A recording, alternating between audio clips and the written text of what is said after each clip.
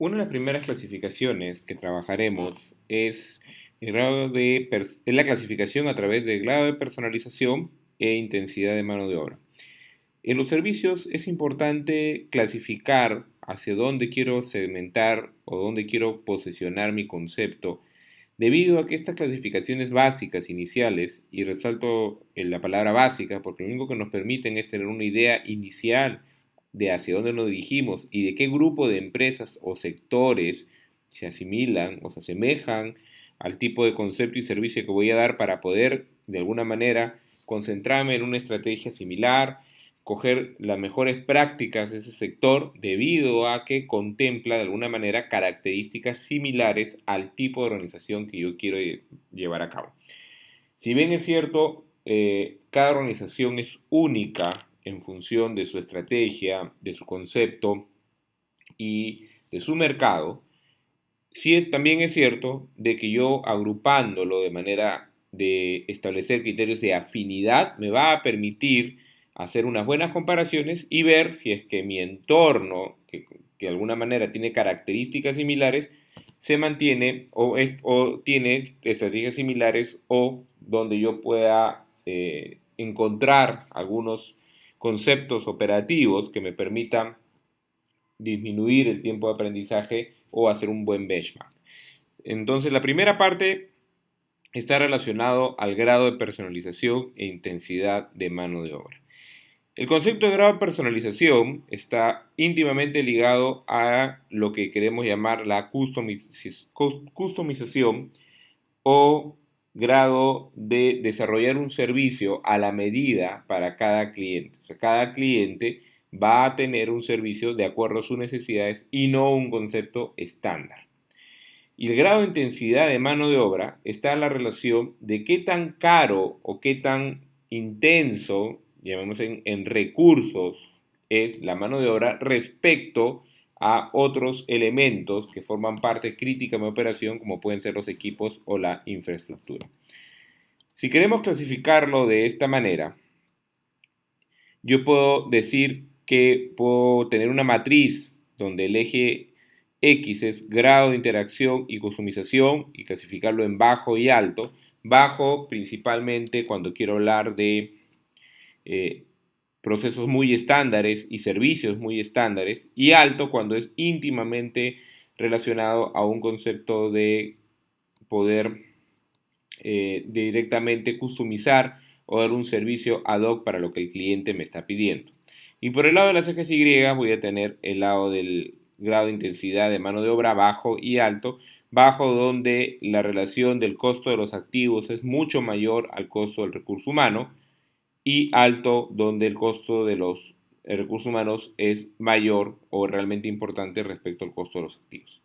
En el caso de los servicios con intensidad de maniobra baja, quiere decir que es factible inclusive tener personal muchas horas ocioso con tal de que los equipos o la infraestructura esté siendo utilizada en todo momento, dado que es lo de alguna manera principal. Lo que yo quiero es un alto nivel de ocupación, como por ejemplo las aerolíneas y los hoteles, y no me va a interesar tanto que la intensidad de mano de obra esté hasta con un cierto porcentaje en capacidad ociosa con respecto a que mi utilización esté lo máximo posible. En esos casos, yo voy a primar toda estrategia comercial para llenar y tener lo más usado mis activos, y por otro lado, tendré que fijar ya en el otro eje si mi operación va a ser estándar o va a ser customizada. En el primer casillero superior izquierdo, donde tengo grado de intensidad de mano de obra baja y grado de interacción y customización bajo, se llama lo que son fábrica de servicios. O sea, alto uso de los activos y lo más estándar posible. Si bien es cierto, por ejemplo, los hoteles tienen cierto grado de customización, yo no puedo decorar la habitación a gusto del cliente, ni cambiar la pintura, ni cambiar los colchones, son grados o estándares de tipo de habitación, y cada tipo de habitación sí tiene una diferencia en costo, algunos servicios adicionales, pero en general yo no puedo customizar específicamente como quiere el cliente, sino más bien al revés. yo doy una oferta limitada y el cliente accede a una de mis alternativas. Cuando es grado de customización alto, más bien por el contrario, yo adapto mis servicios, customizo lo que más pueda según las propias necesidades del cliente. No tengo servicios estándares en la mayoría de los casos. Busco, sí, en algunos de ellos tratar de estandarizar, pero en la mayoría es un tema ad hoc a las necesidades. El clásico ejemplo aquí son los hospitales, donde cada paciente requiere un tratamiento especial. Por otro lado, cuando tengo intensivo uso de mano de obra, ahí más bien lo que yo voy a querer es que siempre la mano de obra esté ocupada y al igual como en el caso anterior voy a tener estrategias de baja interacción o customización donde lo que por ejemplo se va a primar es que el servicio siempre esté útil, la mano de obra, en contraposición de un servicio estándar y que trate de que las personas vayan un concepto de servicio masivo, ¿no? Un servicio masivo es donde, por ejemplo, en una escuela, el docente de una clase a muchas personas y donde lo que más se utiliza es la intensidad de mano de obra o la intensidad docente. En el grado de servicios profesionales, por ejemplo, más bien el concepto está del otro lado, donde el grado de customización es muy, muy particular y es ad hoc con cada uno de mis clientes. Estas cuatro casillas son de alguna manera una de las principales matrices que debe ser identificada y definido dónde voy a querer mi estrategia para cada uno de mis servicios. Esto me va a llevar a que yo ya comience a aterrizar el concepto de la operación y tenga claro de que tengo que definir 8 componentes claves que me van a permitir poder ver mi operación desde diferentes puntos de vista. Como vemos, los 8 componentes, los primeros 4, están divididos un poco a la definición del producto, la forma como este va a ser entregado, los tiempos, el establecimiento del ofrecimiento al cliente y los precios como elemento importante para que atraigan al cliente hacia el servicio. Una vez que esto ha sido logrado, lo que debe definir la gerencia de operación, la mejor forma para lograr que los procesos cumplan las expectativas del cliente, que se dé un adecuado nivel de productividad, llámese eficiencia y calidad, personal, evidencias físicas, y obviamente requiere la integración o la participación con recursos humanos, marketing, finanzas y logística. Entonces, toda esta visión de estos componentes que permiten buscar un adecuado sostenimiento de la operación van a estar acordes con la definición del concepto.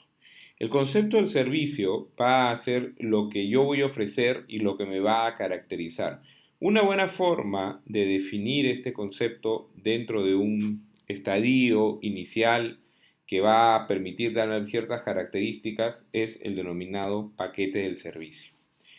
El paquete del servicio son 5 clasificaciones o 5 niveles de características con lo cual yo voy a definir mi concepto, mi servicio, y que me va a dar estos 5 elementos una diferenciación como si fuera un nombre y apellido, es propio de cada servicio, es lo que va a definir a un servicio como único. Obviamente, si yo defino este paquete de servicio de manera muy general, no me va a permitir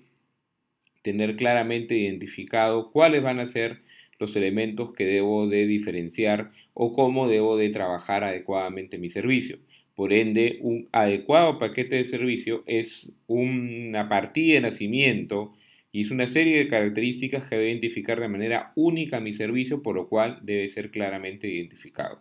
El paquete de servicios tiene 5 componentes: la infraestructura de soporte, que vienen a ser todos los activos físicos que deben estar en el servicio para poder brindarlo adecuadamente. Son aquellas inversiones que debe hacer la organización para poder brindar un servicio adecuado. Estas organizaciones, estas inversiones van, por ejemplo, desde activos como la infraestructura, los equipos, y la buena o mala elección de estas inversiones, que son decisiones mayores, van a caracterizar mi operación hacia adelante. Si yo invertí inadecuadamente, por ejemplo, y tengo un problema importante de espacio para los estacionamientos en un servicio de un restaurante, es algo que puede de alguna manera bloquear mi crecimiento más adelante o que puede simplemente ser un factor que por más que la operación sea ideal, me va a tener una cierta restricción. El segundo elemento son los denominados bienes facilitadores. Los bienes facilitadores son aquellos elementos que se van a consumir durante el servicio. Son aquellos elementos que el cliente va a experimentar como presencia física de un servicio y que obviamente le va a generar cierto nivel de recordación y que va a acompañar en todo momento y va a estar dentro del denominado concepto de calidad. Si bien es cierto el servicio es necesariamente un componente intangible, el bien facilitador va a ser aquel elemento tangible que va a acompañar y va a dar este mix de sensación, de identificación y de comparación contra las expectativas que va a permitir al bien dar un soporte, en este caso, al servicio. La información, que es el tercer elemento, es muy importante desde el punto de vista de que muchos servicios hoy en día requieren manejar una cantidad importante de información que permita dar cierto nivel de personalización al cliente, recabar información sobre los tiempos para tomar mejores decisiones, disminuir tiempos muertos, por ejemplo, para poder atender mejor los requerimientos clásicos de mi cliente, y para esto los sistemas informáticos de servicios de línea o servicios online son los especialistas en administrar estas bases de datos, estos bancos de datos y generar diferentes niveles de procesamiento o capas de procesamiento hasta llegar a un nivel primario de interacción con el cliente donde yo puedo explotar toda esta información. Hoy en día es casi inaudito pensar que un servicio no va a tener un buen sistema de información de base o de back office para poder dar soporte a toda la operación, y peor aún, comenzar a pensar que en un futuro cercano ya no solo esa información va a ser un concepto de back office, sino va a ser un concepto de front office, o sea, un concepto de punto de interacción con el cliente, y que obviamente el tener la información directa con el cliente me va a permitir dar un servicio más personalizado y en algún momento probablemente ya un servicio 100% automático, solamente interactuando con sistemas de información y dejando a las personas de lado. Ya tenemos para esto muchos ejemplos de servicios donde ya la interacción humana es muy básica y más bien la interacción con los sistemas informáticos o con lo que llamamos la inteligencia virtual es uno de los elementos que más está hoy en día progresando. Los dos últimos elementos van muy de la mano con lo que yo quiero que el cliente sienta y vea contra lo que yo quiero que el cliente genere como un concepto de imagen. El servicio explícito es lo que el cliente realmente va a sentir, observar y se va a llevar a través de los sentidos, ¿no? En un servicio explícito, un restaurante es atender y darte la comida, en un hotel es el trato, la atención, la experiencia de los sentidos en la interacción con los diferentes elementos de la habitación, pero el implícito viene a ser las sensaciones y las imágenes psicológicas que va a crear la persona con respecto a la interacción con los explícitos. Cuando uno quiere, por ejemplo, decir, yo quiero brindar un servicio de total relax o de total identificación o tour a través de la cultura peruana, eso es un concepto implícito. ¿Cómo voy a construir ese concepto implícito? Es a través de una buena elección de los elementos explícitos. Entonces, desde la música, el ambiente, los colores y demás, me da una sensación, y esa palabra sensación es lo que yo quiero generar, la experiencia dividida entre la experiencia de sentidos y la experiencia psicológica o lo que la mente cree de mi servicio. Ese viene a ser mi servicio implícito. Entonces, si yo prometo en un, por ejemplo, resort, que va a ser un ambiente de relax, de experimentación con la naturaleza, de brindar un espacio donde la persona se va a olvidar de los problemas, yo tendré que generar adecuados ambientes, sensaciones, música, alimentación, demás, que me permita generar este concepto del servicio implícito. Entonces, de esta manera, el paquete de servicios se convierte en el elemento primordial para ser trabajado en esta primera etapa para poder comenzar a aterrizar. Las siguientes diapositivas son principalmente elementos que les pido que ustedes profundicen en la lectura del capítulo 2 del libro texto, donde vamos a ver las características distintivas de los servicios, la participación del cliente en el proceso de servicio, la simultaneidad, que el cliente siempre va a estar en el momento que sea el servicio presente, entonces no tengo la oportunidad de hacer un control de calidad, la percibilidad, que el servicio no puede ser almacenado para ser entregado posterior, o sea, el servicio que no se da se pierde, el efecto intangible y sobre todo el efecto heterogéneo, dado que siempre al existir un cliente es difícil de que un servicio sea exactamente igual a otro, lo cual no quiere decir que renuncie al grado de customización, pero sí quiere decir que puedo encontrar cierta diferencia entre un servicio y otro. Esto obviamente me va a llevar a una serie de clasificaciones posteriores de los servicios que vamos a discutirlos en la sesión de la próxima semana, por lo cual es importante que se revisen tanto la clasificación por tipo de servicio, ¿no? Si es dirigido hacia las personas o dirigido a sus posesiones de alguna manera, a través de acciones tangibles o intangibles. También una clasificación por tipo de relación con el cliente, si es a través de un concepto de membresía o de un concepto de una relación no formal. Y la forma como voy a entregar el servicio de manera discreta o masiva. Y finalmente, las definiciones a través del grado de customización y del juicio que yo le doy a mi personal para poder decidir el grado de atención al cliente, también en función de la fluctuación de la demanda, si es que la demanda es amplia, de amplia fluctuación o de fluctuación muy cerrada, y la forma como yo voy a decidir atender a mis servicios, y finalmente la clasificación la, de la forma de atender a través de un simple site o de un solo local o de múltiples locales donde puedo ramificar las atenciones y debo de tener cuidado con replicar adecuadamente mis procesos y de cómo voy a definir mi localización en función si es que el cliente va a viajar a mi servicio, si yo voy a ir hacia el cliente o si va a hacer servicios a través de lo que le llaman de gran alcance, donde no es que físicamente me van a ubicar, sino mi servicio, mi amplitud de generación de servicio va a estar más allá de mi ambiente físico. Para esto, como último punto de este capítulo, va a ser importante definir este concepto de visión amplia del servicio, identificar los puntos donde el paquete de servicio va a tener que